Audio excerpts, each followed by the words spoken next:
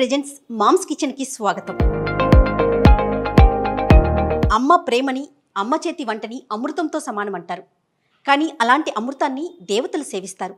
అందుకేనేమో భగవంతుడు ఆ అమృతం లాంటి చేతుల్ని అందించారు అమ్మ రూపంలో మనందరికీ. నమస్తే రమగారు. నమస్తే జయ. రమగారు, ఈరోజు ఏం చేసి చూపిస్తున్నారు మా అందరికి? కరివేపాకు రైస్ చేద్దాం.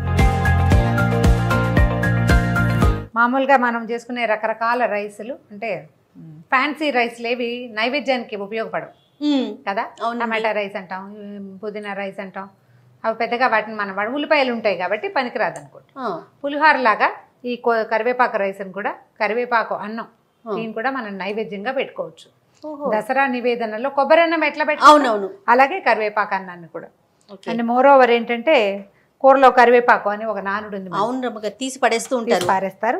తీసి పారేయనివ్వకుండా తప్పకుండా తినిపించే విధానం కోసం అదొకటి రుచిగా ఉంటుంది, కొంచెం కొత్తగా ఉంటుంది. కరివేపాకు వాసన చాలా బాగుంటుంది. శీతాకాలం తినవలసిన పదార్థాల్లో కరివేపాకు చాలా ముఖ్యమైనది.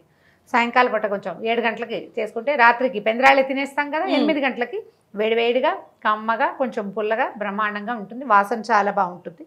తప్పకుండా. ఏంటండి ప్రాసెస్? ఒకసారి ఏమీ లేదు, మన పులిహార తాలింపు లాంటి తాలింపు వేసుకోవటం. అన్నం కొంచెం పులిహార అన్నం లాగానే కాస్త విడివిడిగా విరవిరలాడుతూ వండుకోవటం. ఈ పులిహార పోపు వేసాం కదా, ఈ పోపుని ఎత్తి అన్నంలో కలిపేసుకోవటమే. అంతే అంతే. దీనికల్లా తిరగమాత మనం సరిగ్గా వేసుకోవాలి అంతే. దీంట్లో ఏం చేద్దాం, మామూలు తాలింపు దినుసులే వేస్తాం కదా. అవునండి. పల్లీలు ఇచ్చేసేయండి. సుమారుగా మనం పులిహారని ఎట్లా అందాజుగా వేసుకుంటాం. అవును. ఇంత పులిహారకి ఇన్ని పప్పులు అన్న నియమం లేదు కదా. చాలా పప్పులు కావాలంటే ఎక్కువ వేసుకోవటం, సుమారుగా వేసుకుంటే పెద్దవాళ్ళు తింటాను కూడా పట్టు కింద పడినా ఇబ్బంది లేకుండా ఉంటుంది. అంటే మన ఇంట్లో ఉన్న వాళ్ళని బట్టి మనం డిసైడ్ చేసుకోవటం గారు. బాగా ఇష్టంగా తింటారు అనుకున్నప్పుడు వేసుకోవటం. పల్లీలు, తర్వాత శనగపప్పు. మామూలుగా నేను మినపప్పు వాడతాను ఎక్కువగా. మన వాళ్ళు మినపగుళ్ళు ప్రొవైడ్ చేస్తారు కాబట్టి మినపగుళ్ళు వీటితో పాటే. అంటే శనగపప్పు ఎంత వేసామో మినపప్పు కూడా అంతే. ఆవాలు కొంచెం ఒక క్షణం ఆగి వేసుకుందాము, ఎందుకంటే మన ఆవాలు కొంచెం సన్నవి, అన్నీ ఎగిరి బయట కూర్చుంటాయి కాబట్టి. చకచకా వచ్చేస్తాం. కరివేపాకును ఆల్రెడీ పేస్ట్ చేసి పెట్టుకున్నామండి. కొంచెం విడి కరివేపాకు కూడా కొద్దిగా వేసుకుందాము తాలింపులోకి. మామూలు పులిహార పోపు ఎట్లా చేస్తామో ఇంచుమించుగా అంతే, అంతకంటే ఎక్కువ తక్కువలు ఏమి ఉండవు అన్నమాట. ఇదిగో ఆవాలు, ఓకే, 4 ముక్కలు ఎండుమిర్చి. ఈ వేసిందే కారం అంతే. ఇదే కారం. అంటే పచ్చిమిర్చి వేసుకుంటాం కానీ ఎండుమిర్చి వేస్తే ఇప్పుడు వేగితే దీని వాసన బాగుంటుంది కదా. ఇంతపాటు ఇది వేగిపోతున్నాయి కాబట్టి జీడిపప్పులు వేసేద్దాము. నువ్వు ప్రతిసారి జీడిపప్పులు ముక్కలు చేయడానికి నా చేతికి ఇస్తే నేను ఇలా చిన్న ముక్కలే చేస్తాను. అందరికీ తర్వాత ప్రతి ముద్దలోకి ఒక్కొక్క ముక్క రావాలంటే ఇంతంత వేయకూడదు, ఖచ్చితంగా ముక్కలు చేసుకోవాలి. ముక్కలు చేసుకోవాలి. దాదాపుగా వేగిపోయింది. ఇంగువ, కొంచెం పసుపు, ఒక చిటికెడు. ఇంగువ వాసన వస్తుంది చూసారా? వస్తుందండి. సాధారణంగా నూనెలో వేస్తే పసుపు దాంట్లో ఉన్న కర్క్యూమిన్ అనేది కరెక్ట్గా ఈవెన్గా స్ప్రెడ్ అవుతుంది, అన్నానికి పడుతుంది. ఏంటంటే పచ్చిమిర్చి, కొంచెం కరివేపాకు. చిటిపట్లాడుతుంది కదా. ఇప్పుడు కరివేపాకు ముద్ద వేసేద్దాం ఇందులో.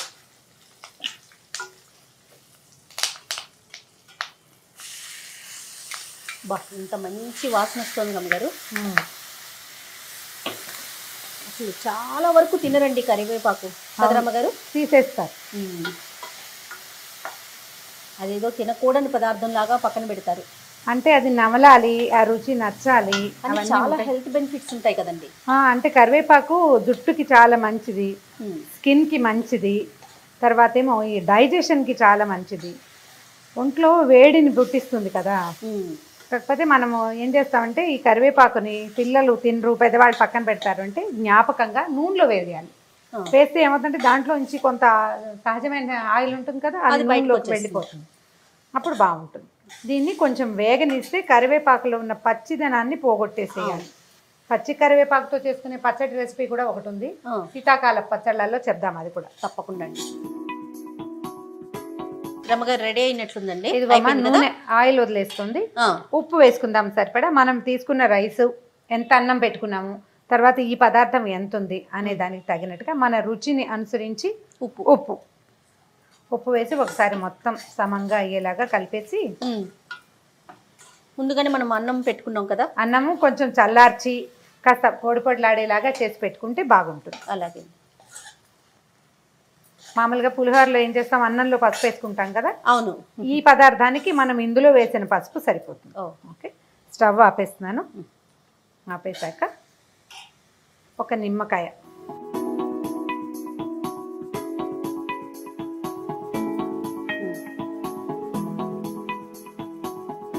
నిమ్మరసం వేసేసాం కదా. అవునండి. ఇప్పుడు దీన్ని ఏం చేద్దామంటే అన్నంలో వేసేసి మొత్తాన్ని ఒకసారి నేను చక్కగా కలిపేసుకుంటాను. రమగారు, దేవతలకి మాత్రమే ఉన్న అవకాశం అమృతం కదండి. అవును. నాకు తెలిసిన పాయింట్ ఏంటంటే అమృతం సేవిస్తే నిత్య యవ్వనులుగా ఉంటారు, మరణం ఉండదు అని. అమృతము అంటే మృత్యువు లేనిది. దేవతలు అది సేవించడం వల్లే వాళ్ళు అనిమేషులుగా, అంటే రెప్పపాటులు లేని వాళ్ళుగా, చెమట పొయ్యదు, వాళ్ళ ఒంటి మీద వేసినటువంటి దేవతా పుష్పాలు గిష్పాలు రంగులు మారవు, అవన్నీ లక్షణాలు. అయితే ఈ నిత్య యవనం కావాలంటే మనం ఏం చేయొచ్చు అంటే మనకు ప్రకృతి ఇచ్చిన పదార్థాన్ని, అన్ని పదార్థాలని వాడుకోవాలి. ఆహార పదార్థంగా ఉపయోగపడే ప్రతి విషయాన్ని వాడాలి. అందులో ఈ కరివేపాకు ఒకటి. దీనివల్ల స్కిన్ చాలా బాగుంటుంది. ఇప్పుడు మనం మన ఆహారంలో చూడు, కరివేపాకు, కొత్తిమీర, పుదీనా, అల్లము అవన్నీ వాడుకుంటామా? అవునండి. వాటిని తీసిపారేయకూడదు, మానేయకూడదు. ఇలాంటి పదార్థాలు తీసుకోవటం వల్ల ఎక్కువ కాలం ఆరోగ్యంగాను యవ్వనంగాను, కొంత అంటే యంగ్నెస్ ఉంటుంది ఎంతో కొంత. మనం ఉన్ననాళ్ళు హెల్తీగా ఉండాలి కదా, మన పని మనం చేసుకుంటూ. అవునండి. దానికి ఇలాంటి పదార్థాలు ఉపయోగపడతాయి. అంటే మనం కొత్త కొత్త రెసిపీలు, ఏ రకమైన ఫుడ్ అంటే హెల్తీ థింగ్స్ లేనివి, ఫుడ్ వాల్యూ లేనివి ఎక్కువ వాడేస్తున్నాం ఇవాళ రేపు. అయితే ఎక్కువ ఫుడ్ వాల్యూ ఉండి స్కిన్కో లోపల ఉన్న శరీర భాగాలకో ఉపయోగపడే వస్తువుల్ని తప్పకుండా వాడాలి. దానికి ఈ పాతకాలపు పద్ధతి వంటలు ఎక్కువ ఉపయోగపడతాయి. ఇప్పుడు ఇందులో ఉన్న ఫుడ్ వాల్యూ నేను నీకు ఇన్ని క్యాలరీలు ఉన్నాయి, ఇంత ఐరన్, ఇంత నేను చెప్పలేను. కానీ ఇందులో ఉన్న ఆరోగ్య రహస్యం ఏమిటి అనేది వాడే వాళ్ళకి తెలుస్తుంది. 4 సార్లు చేశాక అర్థమవుతుంది మనకి. తప్పకుండా. అందుకే మనం తినే ఆహారాన్ని అమృతం లాగా ఉంది అని అమృతంతో పోల్చుకుంటాం. అదే. ఇంకొక బౌల్లో పెట్టుకుందాం రమ్మగారు. పెడదామమ్మా.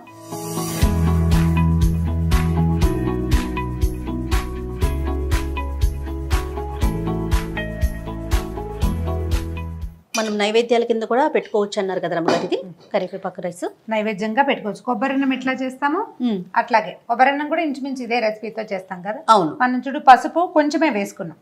ఈ కరివేపాకులో ఉన్న ఆకుపచ్చదనం కనిపిస్తుంది. పసుపు వేస్తే అది కొంత డామినేట్ చేస్తుంది. కొంచెమే ఆరోగ్యానికి మంచిది. పసుపు వాడుకోవాలి అన్నం భోజనం చేసుకునేటప్పుడు. అందుకని ఒక చిటికెడు వేసాం అంతే. చూడు ఎట్లా ఉందో. ఓకే. సో అమృతం లాంటి కరివేపాకు అన్నం రెడీ అయిపోయిందండి. టేస్ట్ చూడటమే తరువాయి, ఇంకెందుకు ఆలస్యం. అంతే. మీరు బాణీలో వేసినప్పుడే ఆ స్మెల్ రమ్మగారు తినాలనిపిస్తుంది. కమ్మటి వాసన. అంటే ఈ వాసన ఇష్టపడే వాళ్ళకి ఎంత కమ్మగా ఉంటుందో.